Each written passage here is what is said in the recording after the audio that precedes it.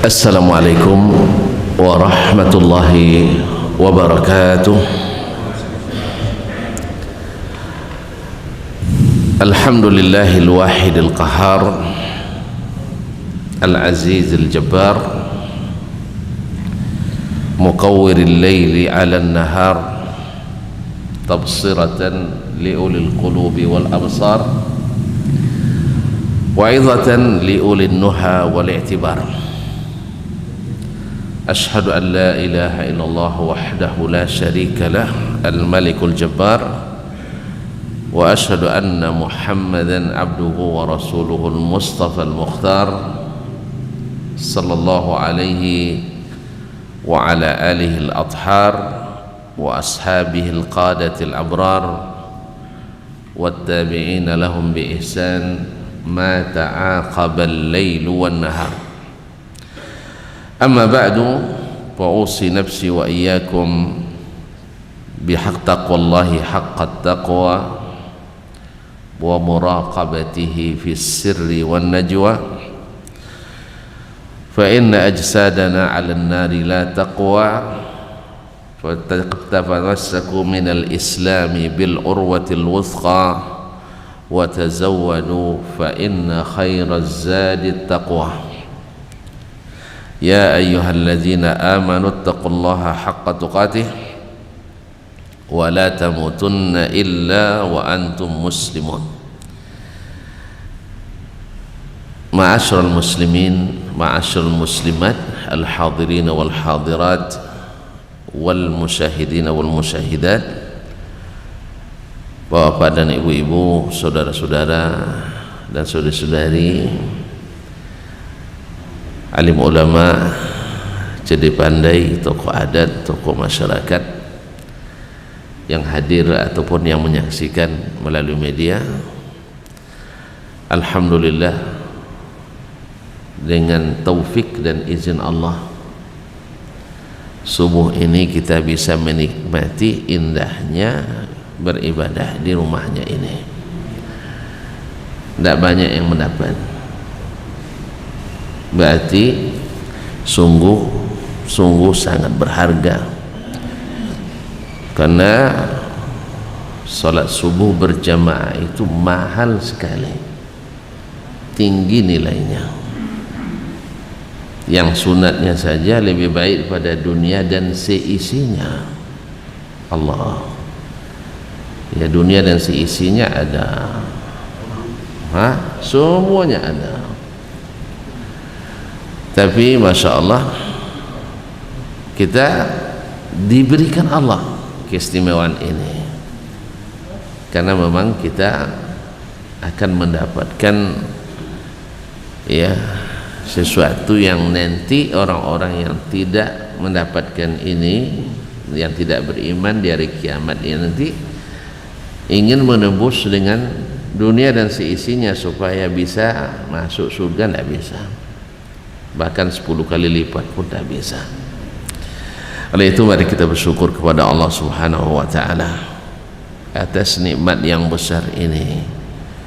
Mudah-mudahan prestasi yang diukir di sini di akhirat membuat kita bebas berselebrasi.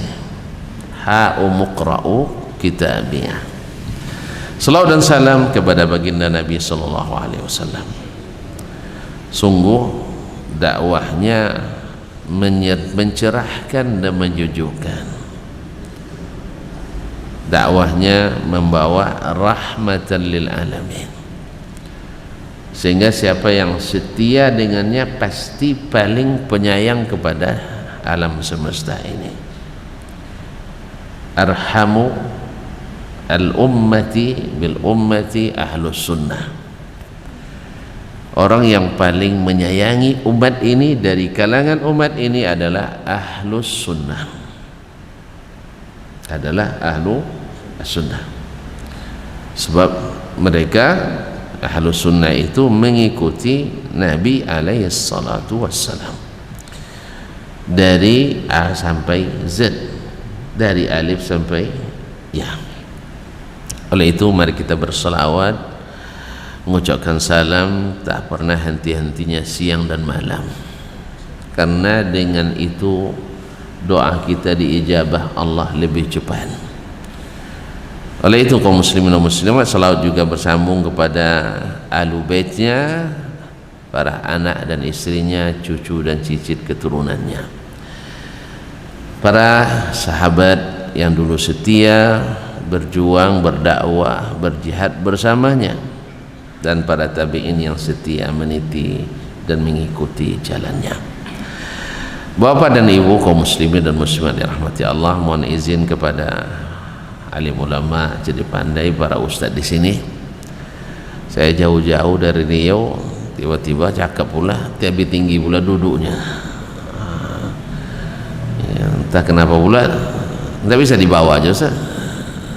Nah, mohon izin, ya, tidak lama-lama katanya, hanya sampai selesai. Saya tidak biasa lama-lama, serius santai sampai selesai. Nah, kalau udah ngangguk-ngangguk nanti, apalagi udah dalam sekali anggukannya, berarti udah paham, target udah tercapai. Nah, pandai-pandai aja lah kasih kode itu. Nah, apalagi kalau sudah ada mendesis atau menegur, insya Allah saya paham.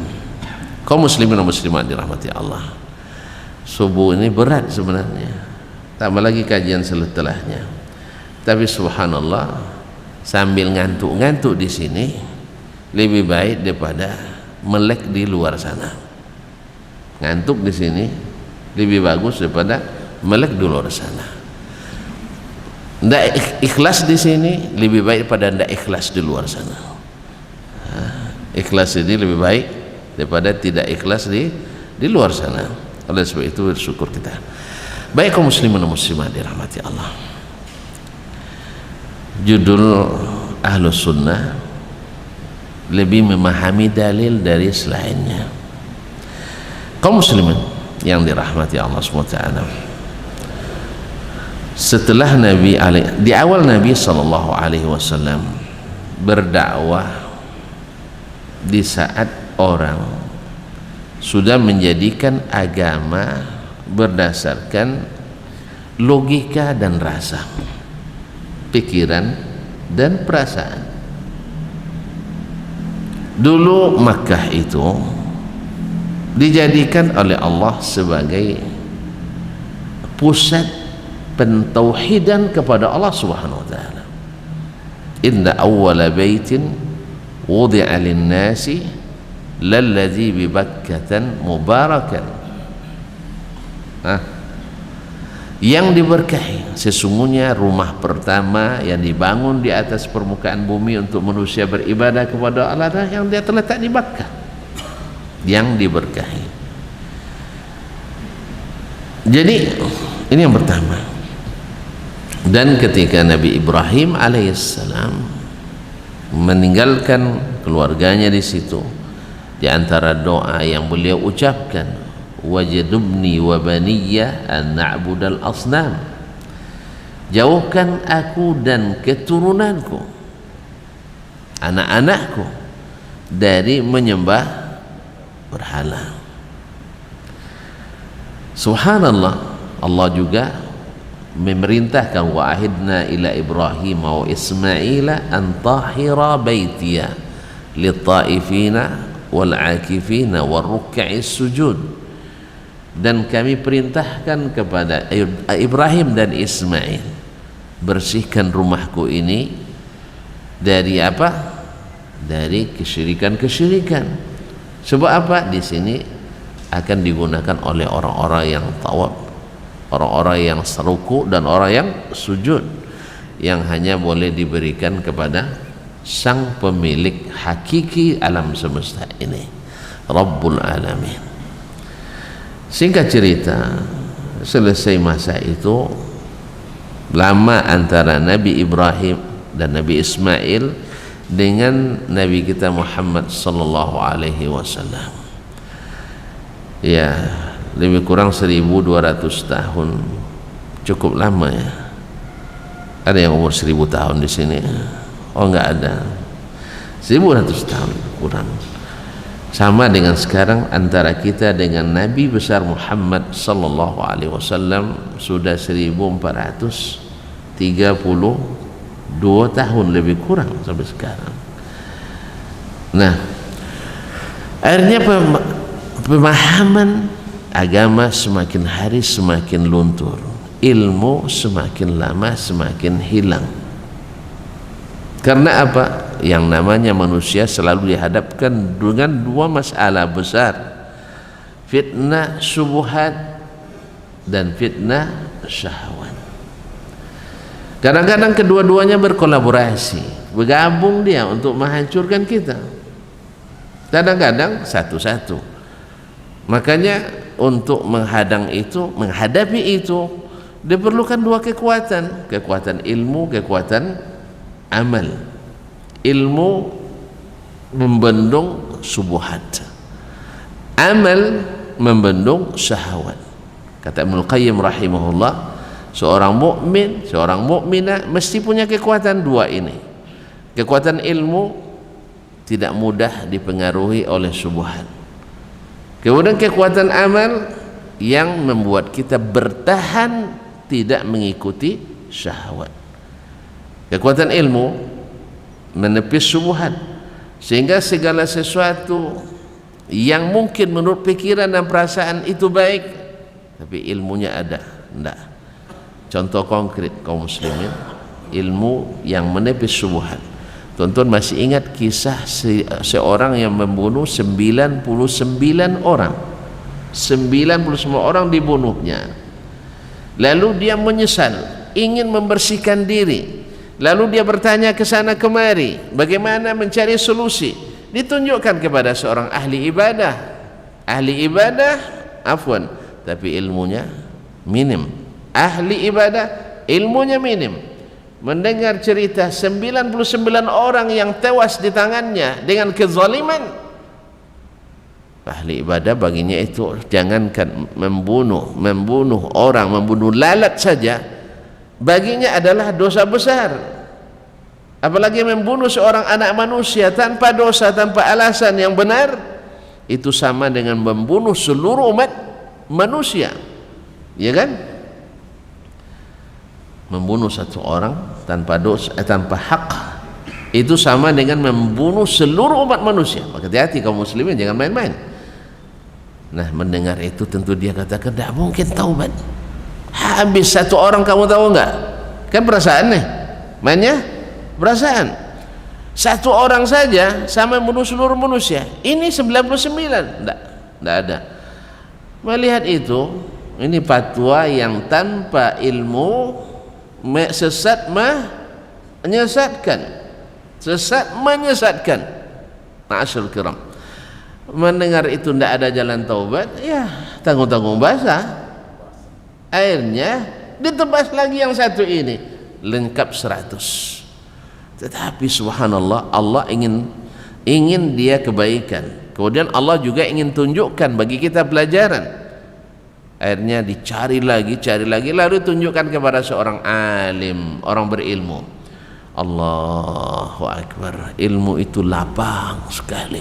Makanya Nabi wajar menyebutkan ilmu itu jalan menuju surga, melapangkan jalan ke surga. Makanya seorang alim lebih ditakuti syaitan daripada 1000 orang ahli ibadah. Syaitan lebih takut pada seorang ulama daripada kepada 1000 ahli ibadah. Makanya banyak syaitan tidak suka pengajian. Syaitan ya tidak suka pengajian. Tapi kalau ibadah-ibadah orang tidak ganggu. Tapi kalau pengajian banyak yang tidak suka. Apa sebab? Karena ilmu itu menepis syubhat. Lihat, datang pada seorang alim, apa dia katakan?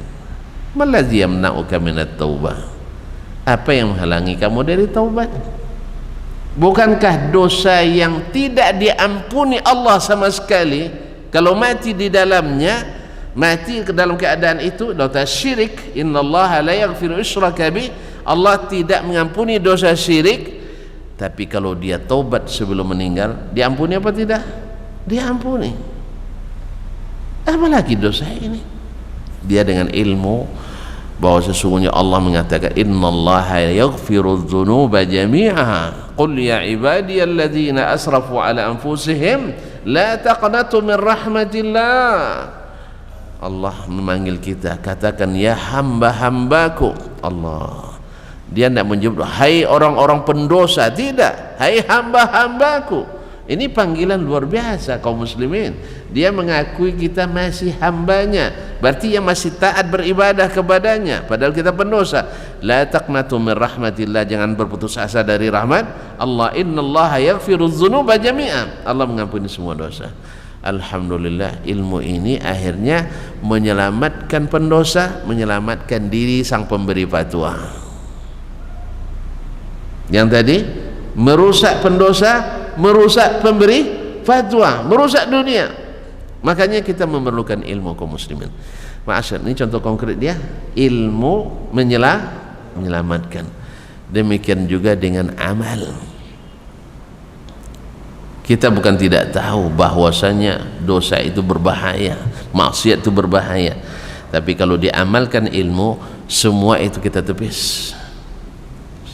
Tapi orang yang meninggalkan amal dengan ilmu, berapa banyak kita lihat awalnya istiqamah, lepas itu karena syahwat dunia, kadang-kadang dua bersaudara bisa berseteru. Apa sebab? Karena tidak mengamalkan ilmu. Saya kira tidak perlu terlalu banyak contohnya. Nah, lalulah datang Nabi kita alaihissalatu wassalam, ya, ingin mengembalikan keduanya, mengembalikan ilmu, mengembalikan amal. Itulah yang Allah sebut dalam ayat huwallazi arsala rasulahu bil huda wa dinil haqq. Dialah yang telah mengutus rasulnya Muhammad sallallahu alaihi wasallam dengan apa? Al-huda, dengan al-huda. Yang kedua, wa dinil haq, dengan din yang hak. Apa makna pada al-huda wa dinil haq? Ibnu Abbas seperti dikatakan oleh Imam At-Tabari menyebutkan bahwa al-huda al-ilmun nafi', ilmu yang bermanfaat. Wa dinil haq, agama yang hak adalah al-amalus salih. Jadi Nabi membawa ilmu dan amal. Artinya apa? Nabi itu membawa teori, kemudian juga menjadi eksekutornya langsung, yang melaksanakannya langsung. Oleh sebab itu ibaratnya kalau kita kuliah, ada ilmu teoritisnya, ada KKN-nya, kuliah kerja nyatanya, prakteknya, PKL-nya, pelaksanaan di lapangannya. Diajarkan kepada kita ilmu tentang akidah dengan apa? Al-Quran dan Sunnah. Lalu Nabi sendiri memperlihatkan makna itu kepada kita dalam kehidupan sehari-hari. Nabi adalah orang yang paling sami'na wa ata'na, karena memang perintah Allah itu didengar dan dilaksanakan, didengar dan ditaati. Maka Nabi alaihissalatu wassalam selalu taat akan perintah Allah subhanahu wa ta'ala. Ini akidahnya. Maka apapun yang Allah perintahkan kepadanya, Nabi segera melaksanakannya. Nabi segera melaksanakannya. Nabi tidak membantah Rabbnya. Inilah akidah, karena Allah tak boleh dibantah. Ketika Allah subhanahu wa ta'ala mewajibkan kepadanya beberapa hukum, ya, Nabi melaksanakannya.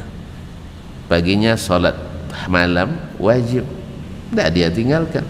Dijamin masuk surga, dah dijamin masuk surga, selesai sudah. Seperti kita kalau hari ini kalau sudah sampai makam tertentu, sudah sampai makam tertentu, bebas salat, bebas puasa, bebas nikah, kawin berapa aja boleh. Naudzubillah. Tapi Nabi alaihissalatu wassalam tidak. Ketika dia diberikan jaminan masuk surga, dia semakin kencang beribadah. Berarti beliau bukan hanya seorang penganjur, tetapi juga sekaligus sebagai eksekutor. Jadi oleh sebab itu para sahabat belajar ke Nabi SAW. Kalau tuan-tuan ikuti hadis-hadis Nabi, lebih banyak hadis fi'liyahnya daripada hadis qauliyahnya. Jadi kaum muslimin dan muslimat, mereka banyak belajar dari caranya Nabi lebih banyak daripada bicaranya Nabi sallallahu alaihi wasallam. Oleh itu kaum muslimin dan muslimat, terbagilah as-sunnah an-nabawiyah itu kepada 3 sunnah qauliyah, perkataannya, wa sunnah fi'liyah, perbuatannya, wa sunnah taqririyah, persetujuannya.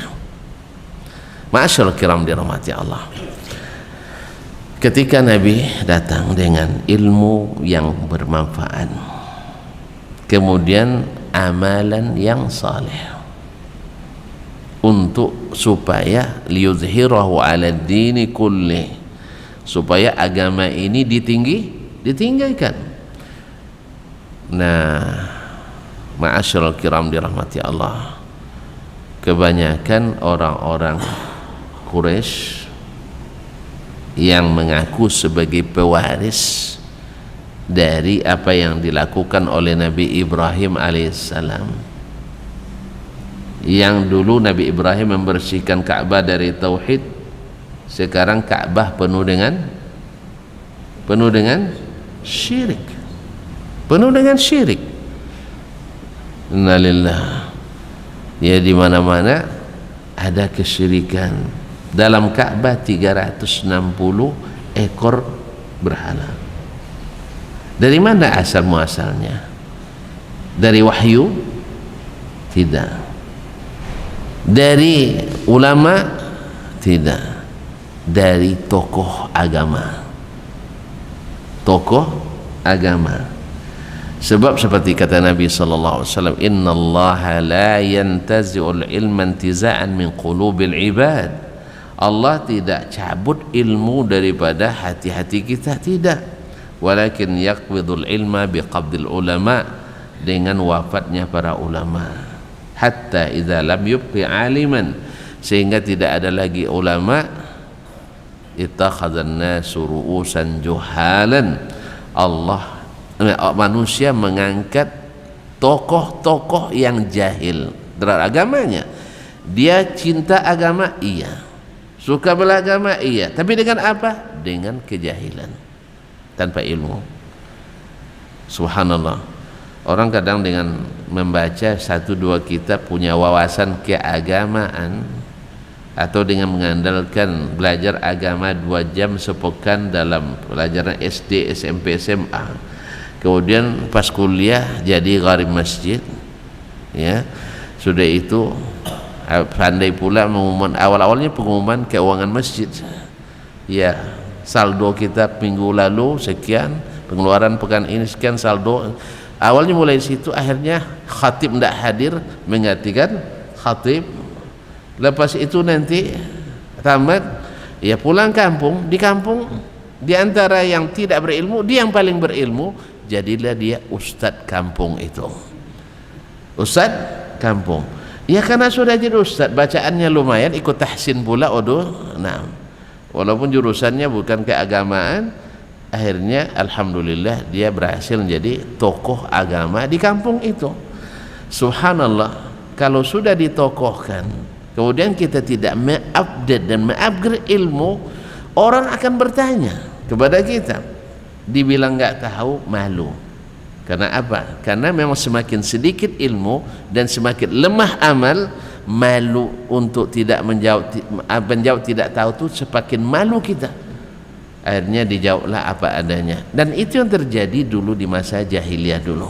Mereka menjadikan agama dengan dasar ijtihad sendiri. Karena dalil nggak ada, otomatis yang dipakai pikiran dan logika, perasaan, rasanya ini. Sehingga semua apapun teori masuk. Teori barat, teori timur, teori utara, teori selatan, teori tengah, lokal, interlokal, internasional, semua masuk teori. Lalu dinisbatkan kepada agama. Kita juga bisa saksikan hari ini berapa banyak tokoh agama ingin menjadikan teori yang bukan dari agama sebagai bagian dari agama. Dasarnya apa? Alasan logis, filosofis, bahkan juga ada naskah akademis. Yang namanya naskah akademis, teman-teman tahu sendirilah, penelitian yang harusnya 2 tahun 2 pekan selesai. Riset yang harusnya sampai seluruhnya, tapi cukup dengan bukti fisik, selfie foto, kan itu yang keluar anggaran dan sebagainya. Ma'asyiral kiram dirahmati Allah Subhanahu wa taala.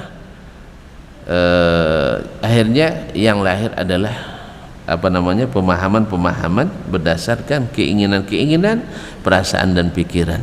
Nah, itulah yang terjadi dulu di Makkah.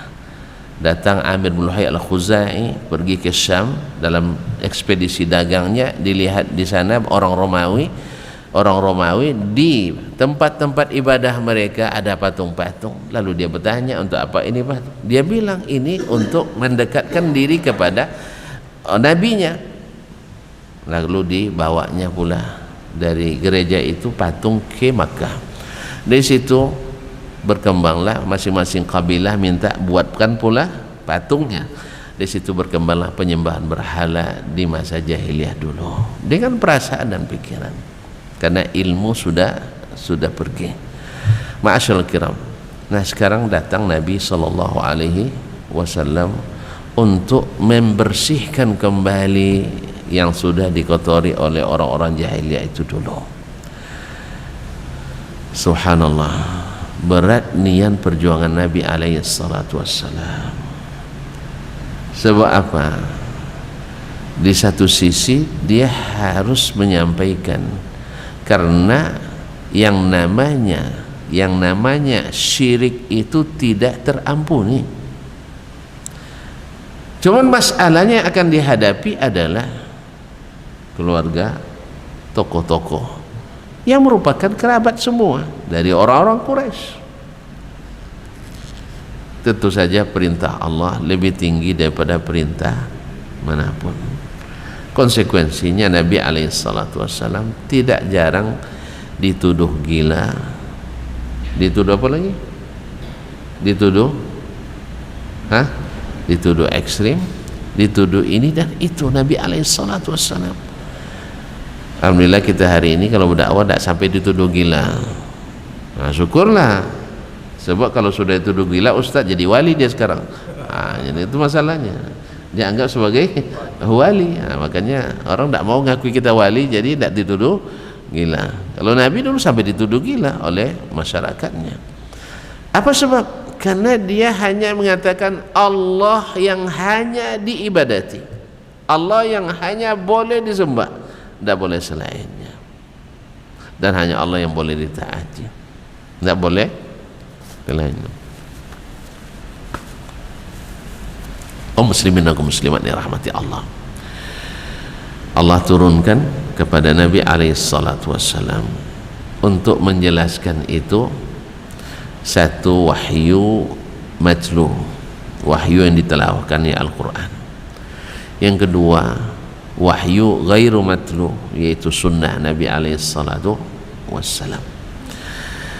Dengan apa dia menjelaskan? Dengan bahasa yang dipahami oleh kaumnya. Wa ma arsalna min rasulin illa bilisani qaumihi liyubayyina lahum. Tidak kami utus seorang rasul pun kecuali dengan bahasa kaumnya. Bahasa kaumnya. Allah turunkan Al-Quran dan Allah wahyukan kepadanya sunnah, semuanya dengan bahasa Arab yang dipahami oleh kaumnya. Liyubayyina lahum, supaya dijelaskannya kepada mereka. Manusila ilaihim, apa yang diturunkan pada mereka. Ma'asyiral kiram dirahmati Allah Subhanahu wa taala. Sehingga Al-Quran itu seperti kata ulama tafsir terbesar sepanjang sejarah, yaitu sahabat Nabi yang didoakan Nabi untuk punya keahlian menafsirkan Al-Quran, Abdullah bin Abbas radhiyallahu anhuma, mengatakan Al-Quran itu tafsirnya ada 4. Tafsir Al-Quran itu ada 4. Satu, semua orang boleh paham, langsung paham dengan membaca apa yang di depannya, langsung paham, ya. Tafsir yang dipahami oleh semua orang. Jelas kaum muslimin muslimat dirahmati Allah SWT, dibaca Al-Quran orang langsung paham. Misalnya Alhamdulillahi Rabbil Alamin. Nah, segala puji bagi Allah Rabb semesta alam. Ada yang tidak paham? Ada yang tidak paham? Langsung paham apa tidak?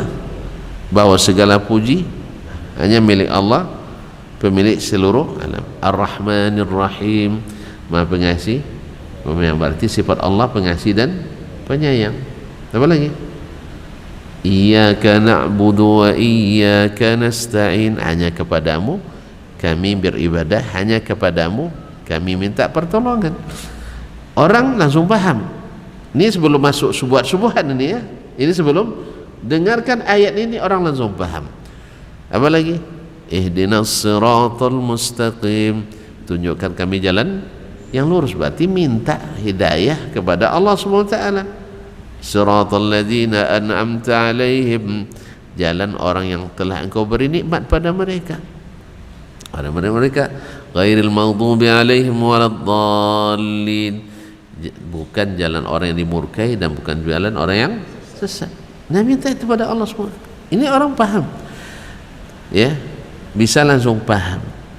Nah, yang kedua kata Ibnu Abbas, yaitu tafsir yang dipahami oleh orang Arab dengan bahasa Arabnya.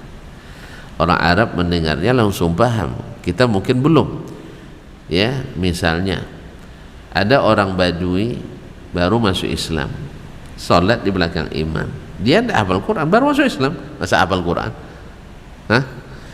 Imam membaca was-sariqu was-sariqatu faqata'u aydiyahuma jazaa'an bima kasaba nakalam minallah. Di ujungnya dia baca wallahu ghafurur rahim. Orang Badui bilang subhanallah, subhanallah. Kenapa wallahu ghafurur rahim? Hah? Diulang lagi sama imam, wallahu ghafurur rahim, dia bilang subhanallah, sampai imam bilang wallahu azizun hakim, Allah maha perkasa, maha bijaksana. Kan ayatnya pencuri laki-laki, pencuri perempuan, potong tangannya. Ngeri dengarnya ya, tapi aman.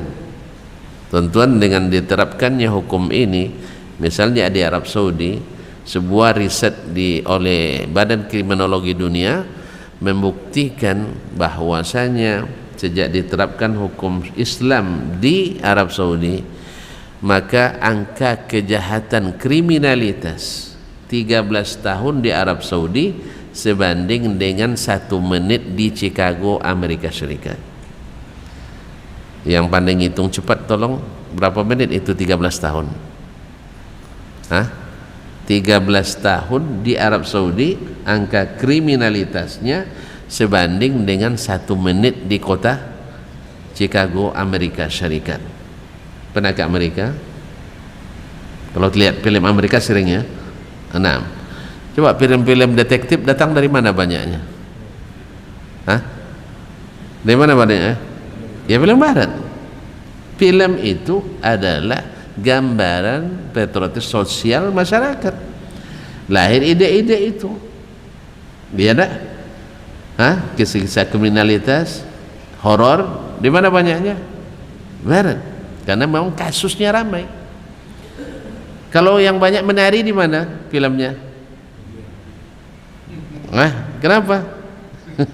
Karena latar belakang masyarakatnya suka menari, termasuk juga Afrika. Pokoknya ada yang ahli sosiologi mengatakan sosial apa cara pikir, main sosiologisnya umat apa bangsa-bangsa, mohon maaf ya, bangsa-bangsa yang dunia ketiga yang miskin-miskin itu memang suka hiburan banyak, maka ahli menari itu banyak lahir dari negeri-negeri yang masih di bawah garis kemiskinan, juga harus berhibur. Allah musta'an. Seperti Afrika, makanya para penari ramai dari negeri-negeri yang di bawah garis kemiskinan, kata ahli sosial. Nah, kembali kepada kriminologi dunia tadi, penelitian dari kriminologi dunia bahwa sesungguhnya 13 tahun di Arab Saudi sebanding dengan 1 menit di kota Chicago, Amerika. Ketemu tadi 13 tahun berapa menit? Ayo kita hitung, 1 jam 60 menit kali 24. Hah? Kan sehari 24 jam, sehari semalam. Kali 30 kali 12. Dikali 13. Berapa semua? Jadi begitulah perbandingan kriminalnya. Ngeri kita dengarnya, tetapi hasilnya luar biasa. Karena orang takut. Makanya saya selama 15 tahun di Arab Saudi, kadang-kadang kan diumumkan secara nasional bahwa akan ada eksekusi ini misalnya qisas. Ya selama saya 15 tahun di sana, ya mungkin sekitar tidak sampai 20 kasus qisas yang diterapkan selama 15 tahun yang saya dengar pengumumannya. Saya menyaksikan hanya 2 kali langsung. Ngeri juga memang melihat, makanya harus disaksikan orang ramai. Akhirnya orang takut melakukan itu, sehingga kaum muslimin dan muslimat itulah hasilnya.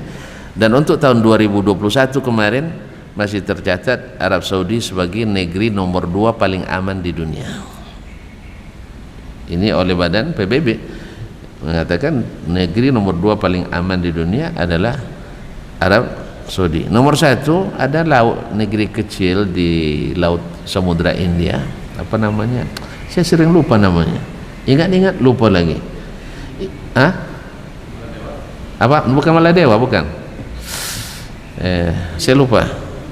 Tidak penting. Yang jelas mungkin 1 RT di sini, kita di sini rakyatnya mungkin ya. Jadi memang kecil negerinya, masuk ke negeri itu pakai chip. Kayak masuk supermarket kan, ada chipnya apa kontrolnya. Jadi antum kalau masuk harus pegang chip itu, nanti mau kemana? Kemudian tinggal laut lepas. Jadi itu nomor 1 aman di dunia. Arab Saudi nomor 2 dengan luas daratannya lebih kurang 3 juta kilometer. Masyaallah kiram dirahmati Allah. Ini yang dilakukan. Nah, kembali kepada masalah tadi. Potonglah tangan keduanya, pencuri laki-laki, pencuri perempuan. Jazaan bima kasaba, balasan atas apa yang mereka lakukan. Nakalam minallah, sebagai peringatan bagi orang-orang lain dari Allah SWT. Ujungnya dibaca oleh imam tadi, wallahu ghafurur rahim, Allah maha pengasih maha penyayang. Kalau maha pengasih penyayang diampuni dong. Allah maha pengampun maha penyayang, wallahu ghafurur rahim. Kalau diampuni ada hukum lagi.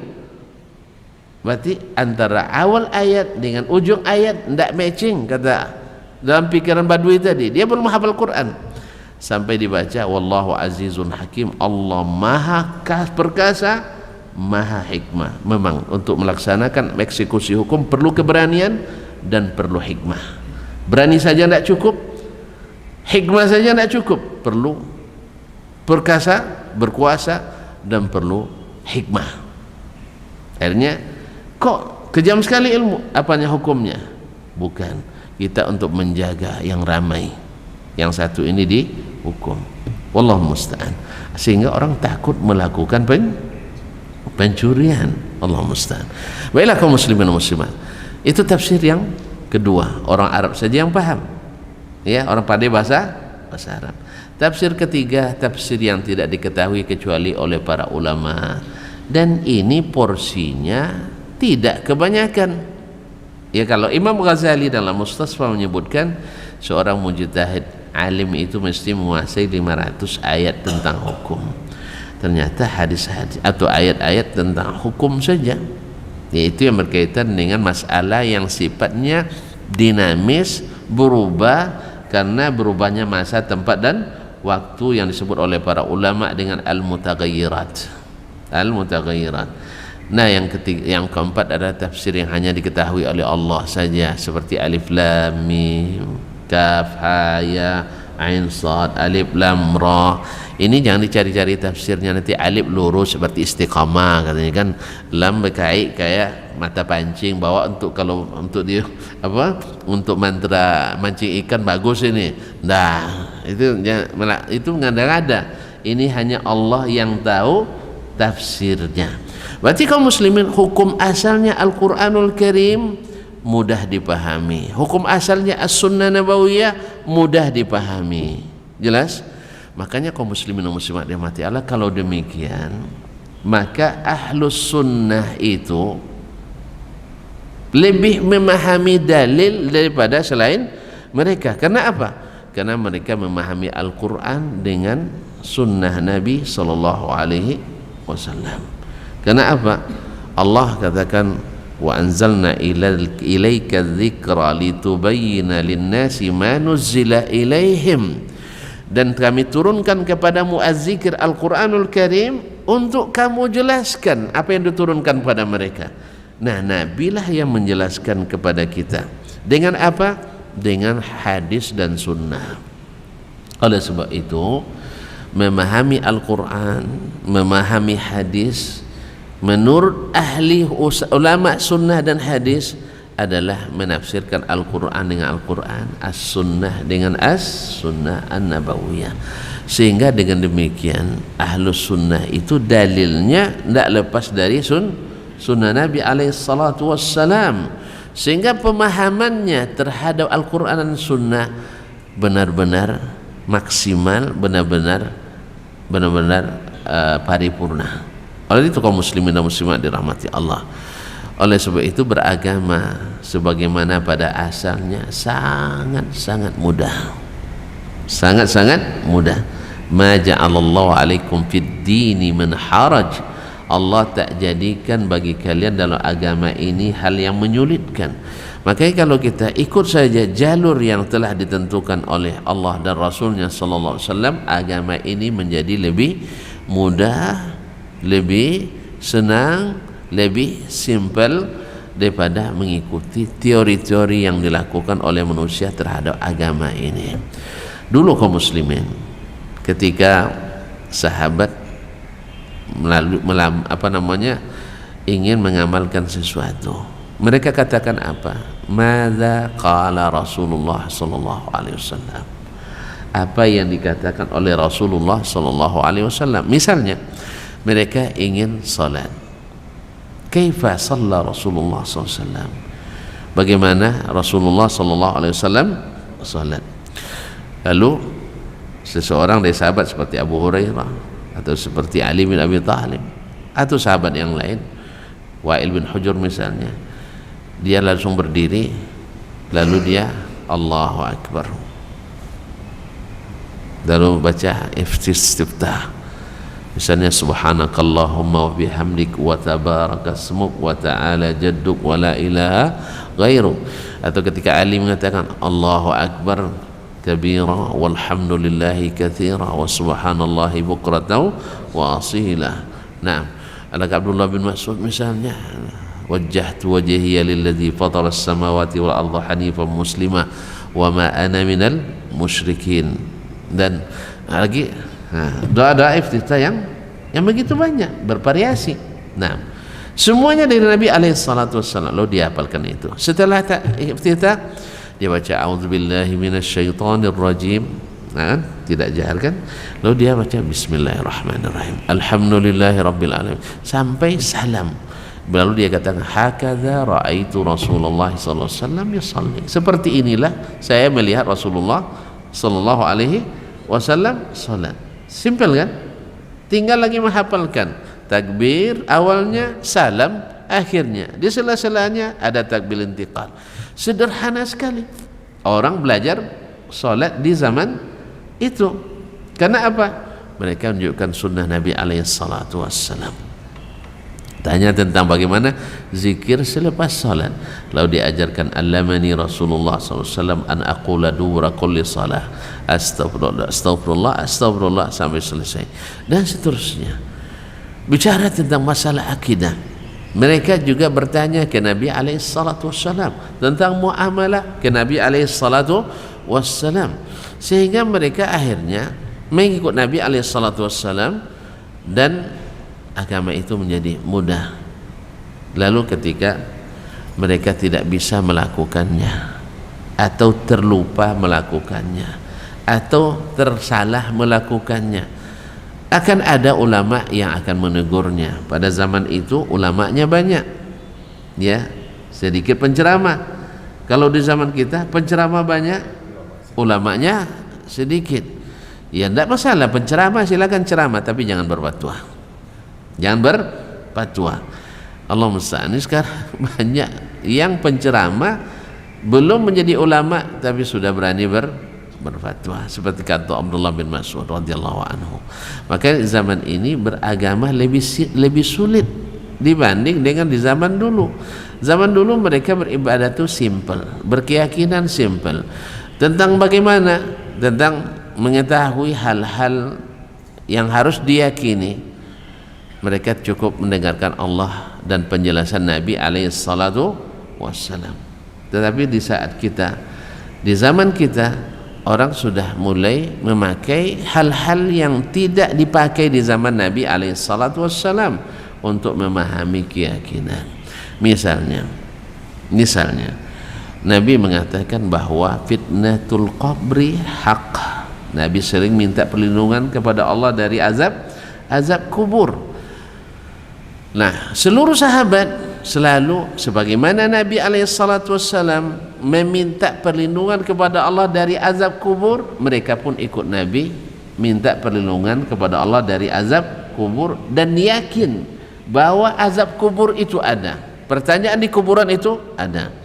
Lalu di zaman kita mulailah orang berpikir tidak dengan dalil, tidak memakai sunnah Nabi SAW.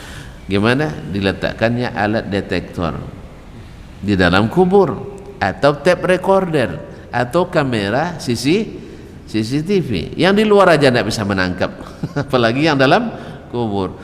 Dia lupa bahwa yang alam barzakh itu bukan kuburan, ini masih alam dunia. Kuburan tanah itu alam dunia. Maka ketika tidak terdeteksi, dia bilang ini hanya omong kosong Nabi. Subhanallah, balik lagi jahiliyah seperti dulu yang mengatakan Nabi berdusta.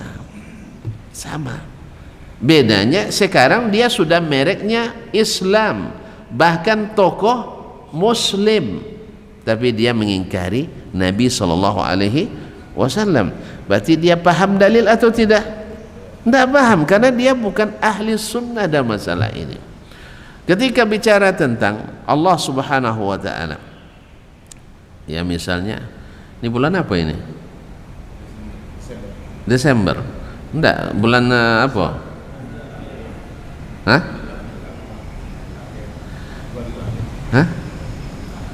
Bulan apa sekarang? Jumadal ula atau Jumadal akhirah? Ada lupa juga, gara-gara tentu lupa saya pun lupa jadinya. Dah hampir selesai saya. Ya hampir. Ramadan kan 4 bulan lagi sah. Jumadil akhir hampir selesai. Kau tengok bulan mungkin 2 atau 3 hari lagi. Rajab di depan mata. Ya. Bulan Rajab depan mata ni. Tak apa lagi. Kita balik Muharram, Safar, Rabiul Awal, Rabiul Akhir, Jumadil Ula, Jumadil Akhirah. Rajab, Sya'ban, Ramadan. Berarti Ramadan berapa bulan lagi? Ya sekira 3 bulan, 2 bulan, 2 bulan lebih lah. Ini tidak pernah berdoa minta Ramadan cepat dinampaknya. Lambat lagi Ramadan. Kaum muslimin dan muslimat rahmati Allah. Bulan Rajab. Biasanya bulan Rajab umat Islam di Indonesia ada tanggal merahnya kan? Ada tanggal 27 Rajab. Ceramahlah Ustaz di malam peringatan Isra Mi'raj. Nah, Jadi Nabi SAW, lengkap ceritanya hadis Sahih Bukhari, dari Makkah Masjidil Haram menuju Masjidil Aqsa. Ini disebut Isra. Isra artinya berjalan di malam hari. Terus dari Masjidil Aqsa Nabi dimi'rajkan. Mi'rajnya kan kemana? Ya ke atas. Ke atas. Kan ada proses dalam hadis. Sampai di langit pertama diucapkan salam oleh Jibril, Assalamualaikum. Siapa? Jibril. Waman ma'ak. Belum dibuka kan ini, karena ketat penjagaan di atas. Ya, ketat sekali, super ketat di atas. Lalu ditanya, man ma'ak, siapa bersamamu? Muhammad. Aqad bu'itsa ilaihi, sudah diutus untuk datang? Katanya sudah. Bertemu Nabi Adam, ruhnya Nabi Adam di atas. Udah naik lagi ke langit kedua, prosesnya sama, langit ketiga, langit keempat, kelima, keenam, ketujuh, sampai lewat ke atas, naik Sidratul Muntaha, sampai Nabi ke makam yang Jibril juga tak ikut di situ, bermunajat dengan Allah Tabaraka wa Ta'ala. Lalu diberikan perintah salat 50 waktu sehari semalam. Tuan-tuan, 50 waktu sehari semalam.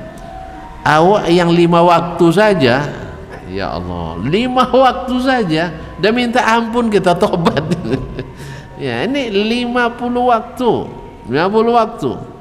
Akhirnya turun kali Nabi SAW. Nabi kan tak membantah, Nabi kan tak boleh bantah Allah Subhanahu Wa Taala. Lalu datang sampai Nabi Musa di langit kelima.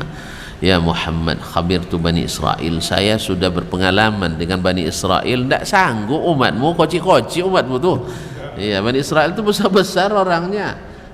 Tak sanggup umatmu. Ya, untunglah kita punya utang budi sama Nabi Musa alaihissalam ini. Besok cari Nabi Musa ya. Iya, cium tangannya sampai di sana nanti. Kita terima kasih Nabi Musa, engkau telah selamatkan kami. Yang 5 waktu ini saja, menurut survei 93% umat Islam tak solat. Nauzubillah. Semoga salah Pak ya, semoga salah. Survei kan tidak seluruhnya, termasuk di negeri-negeri katanya 93%. Kayak masuk akal juga kayaknya. Kalau nengok kondisi kita hari ini kayaknya masuk akal juga ya. Iya tak? Tapi semoga tidak benar. Saya berharap tidak benar. Alhamdulillah, ini insyaallah dengan mengaji kita balik mengaji, insyaallah umat Islam yang tidak solat semakin diminimalisir. Naam. Ma'asyiral kiram dirahmati Allah. Turun Nabi Musa, sampai Nabi Musa bilang minta keringanan. Kemana Nabi? Naik lagi. Naik sampai ke makam tadi, minta ke Allah dikurangi 10. Riwayat lain mengatakan dikurangi 5. Ini Ustaz menceritakan ini sampai selesai. Turun lagi. Dah berapa? Tinggal 40. Oh ya Muhammad, tak bisa, tolong minta keringanan sama Rahmu, minta lagi. Umatmu tak akan sanggup. Saya sudah coba Bani Israel, tak sanggup mereka. Akhirnya naik lagi Nabi SAW, turun lagi, naik lagi, turun lagi, naik lagi, sampai tinggal 5. Dan Allah SWT Maha Pemurah Maha Penyayang, Allah jadikan 5 ini nilainya 50. Allah, makanya patut lebih baik daripada dunia dan ya, 5 dihitung 50. Kalau solat di rumah 1, kalau solat masjid 27 kali 5 50. Allah, makanya rugi kalau nak ke masjid, ya tak? Makanya rugi kalau nak masjid. Makanya sahabat dulu paham hadis Nabi, paham sunnah Nabi, paham dalil, dia rata-rata mereka di masjid. Kalau kita sekarang yang tidak mengikuti sunnah, tidak paham dalil, akhirnya solatnya di ruang-ruang sempit. Yang di kantor di sela-sela mejanya, padahal di sini lebih ramai, lebih banyak, lebih senang, lebih lapang. Apalagi ada kipas, ada AC, ada pengajian. Masya Allah. Duduk saja di sini, tidak dengar kaji pun dapat pahala. Coba bayangkan. Datang dalam hadis kursi, ada orang yang datangnya entah ngapain datang, bisa saja ada kawan berhutang nak cari-cari, mudah-mudahan di masjid datang, kabarnya dah mulai ngaji dia sekarang katanya kan, dicari masjid. Atau mungkin ada sebagian nak nengok-nengok, jangan-jangan ustadznya banyak pula salahnya, kan macam-macam tujuan orang. Tapi dia duduk di majlis, Allah berikan ampunan. Allah Makanya banyak orang setelah awalnya datang untuk ngintip-ngintip kaji, akhirnya kepincut sama kaji. Alhamdulillah, benar itu. Karena diberikan ampunan, lapang dirinya, tentram jiwanya, masuk masjid ini menenangkan. Naik ke atas lagi, turun lagi, tinggal 50, tinggal 5, baru Musa. Musa pun sebenarnya minta lagi ke Nabi SAW, minta lagi ya Muhammad, kurangi. Tapi Nabi bilang, dah malu saya. Udah berapa kali dia pulak balik? Udah 5 kali. Malu saya katanya. Akhirnya Nabi SAW menerima 5. Bukan dia tidak sayang sama kita, 5 kali bolak balik Ustaz. Sayang, antum paling kali coba disuruh istri antum belanja, suruh 3 kali nukar, gimana? Ngamuk. 2 kali aja tidak sabar kita. Iya kan? Jangan istri, atasan saja kalau sempat berkali-kali dia tidak tukar, kita buat, ditolak, dibuat, ditolak lagi. Akhirnya diusulkan ke yang lebih tinggi, Pak Kepala Dinas, ini kepala bagiannya tolong diganti.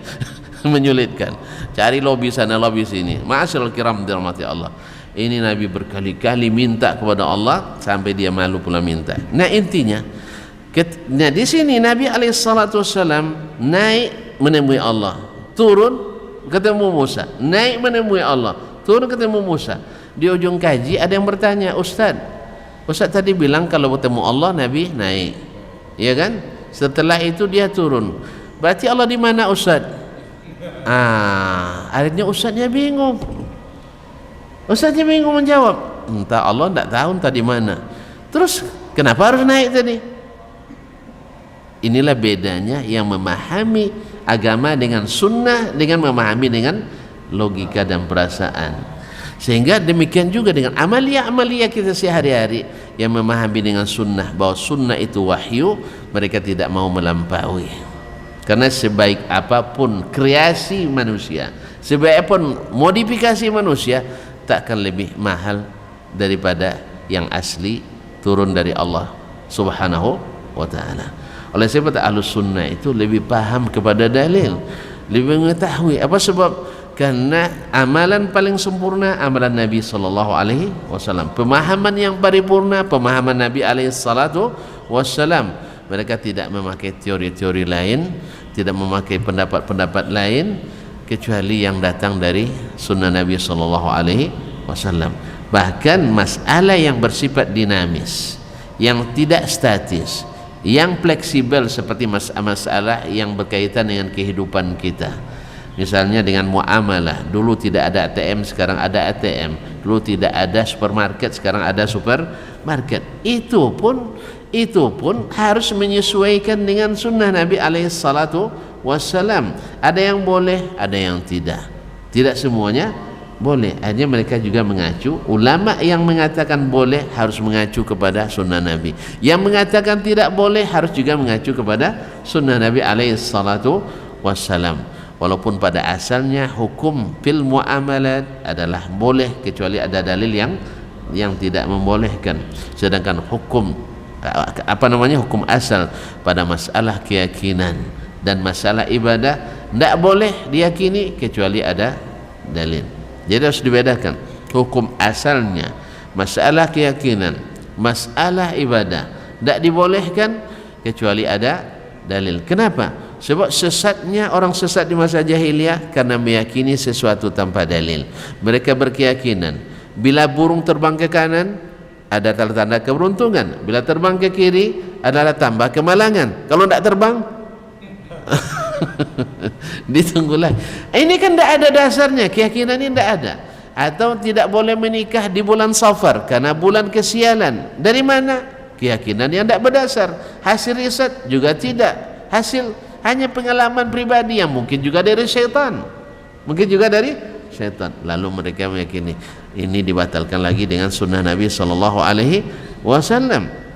Ada yang tidak mau menikah antara 2 hari raya, Idul Fitri dan Idul Adha, atau ada istilah angka 13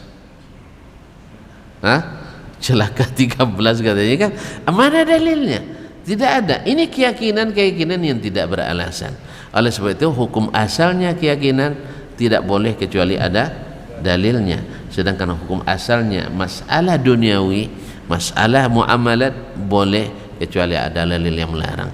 Kalau kita misalnya ini daun ini saya nak makan, lalu tanyakan, jangan tanyakan apa dalil membolehkan, makan saja ya, kecuali daun jelatang ya, tahu jelatang?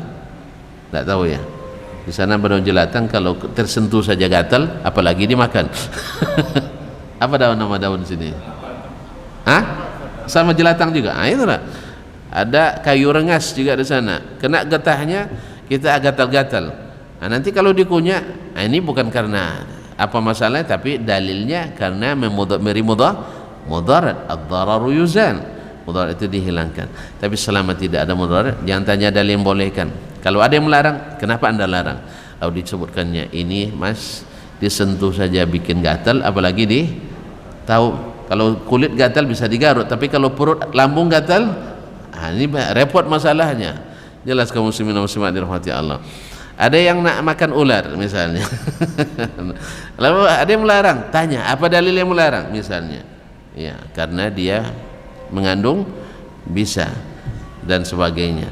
Kaum muslimin dan muslimat, dan Nabi melarang memakannya dan seterusnya. Jadi hukum asalnya akidah ibadah itu harus memiliki dalil Al-Quran dan Sunnah, bukan pikiran dan perasaan. Sedangkan masalah duniawi sifatnya, muamalah antar manusia, hukum asalnya boleh. Kalau ada yang mengatakan tidak boleh, mesti membuktikan dengan dalil. Misalnya menikah dengan dua istri, boleh apa tidak? Antum bilang boleh, istri bilang nggak boleh. Yang bilang nggak boleh, ini hukum asalnya boleh apa enggak? Boleh. Kadang bilang nggak boleh, tuntut dengan dalil. Ada Pak PP nomor 10 katanya. PP nomor 10. Berarti ini bukan dalil syar'i tapi dalil hukumi. Berarti masalahnya bukan tidak halal, masalahnya tidak legal. Kan ada legal tapi tidak halal, dan ada halal tapi tidak legal. Maka upayakan untuk merubah dalil PP nomor 10 itu. Karena ini keputusan presiden bisa saja merubah putusan presiden sebelumnya. Tapi kalau syar'i keputusan Allah, antum harus komunikasi dengan Allah dulu. Karena wahyu sudah tidak turun lagi, maka tidak ada perubahan. Boleh menikah sampai 4 saja. Kalau mau nikah lagi, carikan salah satunya. Tapi itu tidak disuruh. Tapi boleh. Kan ada tidak disuruh tapi boleh. Jelas? Hah? Nah, jadi kalau seperti itu pandai-pandai lah tonton merayu Pak Presiden gitu. Pak, ini kan dulu di masa Orde Baru nih Pak, PP nomor 10 ini. Nah, sekarang kan kita sudah di masa era reformasi. Pandai-pandai lah. Nanti lobby kita kalah sama lobby ibu presiden. Wallahu musta'an. Jadi kaum muslimin dan muslimat dirahmati Allah SWT, jadi hukum asalnya masalah muamalah itu boleh kecuali ada dalil yang melarang. Sedangkan hukum asalnya keyakinan dan ibadah itu dilarang kecuali ada dalil yang membolehkan. Inilah pemahaman yang memudahkan ahlus sunnah dalam menegakkan sunnah Nabi alaihi salatu wassalam. Wallahu ta'ala alam wa sallallahu ala nabiyina Muhammadin wasallam. Mohon maaf dan terima kasih, janjinya sampai jam 6 saja tapi sudah terlewati. Oleh sebab itu saya mohon dimaafkan. Mudah-mudahan jangan sekali ini, tapi entah kapan waktunya kita tengok nanti. Wallahu ta'ala alam wa sallallahu ala nabiyina Muhammadin wasallam. Terima kasih sekali lagi karena kami masih juga dalam acara. Ya, kadang-kadang tadi ketika minta oleh beliau, saya bilang saya sering dapat tugas tambahan. Ya, dari sana aja jadi peserta, tiba-tiba jadi MC sampai sini. Alhamdulillah.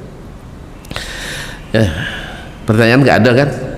Karena jelas sekali. Yang jelas jangan tanya lagi, tambah tidak jelas nanti. Subhanakallah bihamdik, asyhadu an la ilaha illa anta astaghfiruka wa atubu ilaik. Wassalamualaikum warahmatullahi wabarakatuh.